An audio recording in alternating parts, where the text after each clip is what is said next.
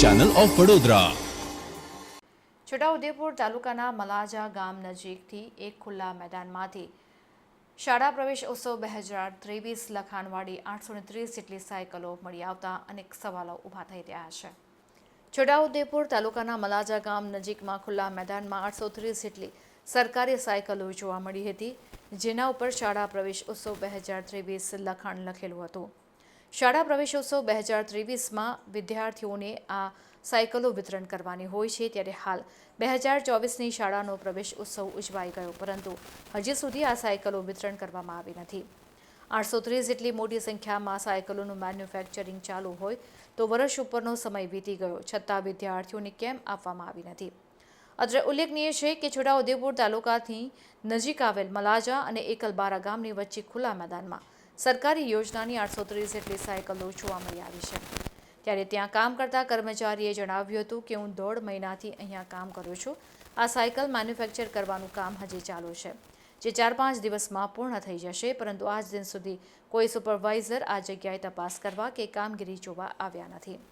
હાલ આ સાયકલોનો આટલો મોટો જથ્થો ખુલ્લા મેદાનમાં હોય ત્યારે લાભાર્થીઓને સાયકલો ક્યારે મળશે, જે અંગે સંબંધિત વિભાગ દ્વારા લાભાર્થીઓના હિતમાં કાર્યવાહી કરવામાં આવે તેવી માંગ ઉઠી છે।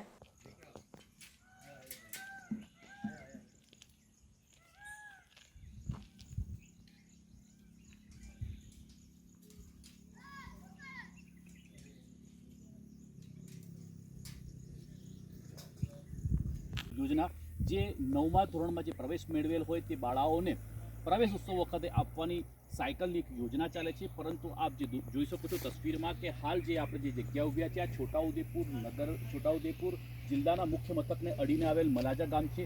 એક પ્લોટમાં આ સાયકલ એક લોટમાં આપણને જોવા મળી રહી છે, જે સાયકલો હાલ જેને ફિટિંગ કરવાનું કાર્ય ચાલી રહ્યું છે, પરંતુ આપ જે તસવીરોમાં જોઈ શકો છો તે પ્રમાણે શાળા પ્રવેશો ઉત્સવ 2023થી જે લાભાર્થીને સાયકલો મળવી જોઈએ અત્યાર સુધી મળીને 2024 પૂરું થઈ ગયું છે।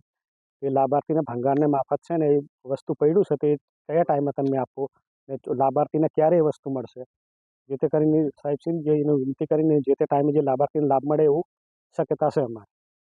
કેટલા ટાઈમથી પડી રહી છે? 2-2.5 મહિના થયા ને જે માણસો છે, જે કરવાવાળા માણસો અહીંયા જે ભંગારના એ બી અહીંથી છે ને બધા ભાગવા માંડ્યા કે આ વસ્તુ અમારી કાંઈ નહીં, સામેવાળી વ્યક્તિ છે ને એમને ડબ્બુ ના લે કે વસ્તુ પૂરું નહીં કરતા ફલાણું, તો લાભાર્થી જે તે ટાइम એને મળી જવું જોઈએ। अभी 4-5 दिन में ख़त्म हो जाएगा और अभी साइकिल डिलीवरी नहीं हुआ, लोडिंग नहीं हुआ, अभी सुपरवाइजर कोई नहीं आया और इस 830 साइकिल है और देखो सुपरवाइजर कब आता है ये नहीं पता।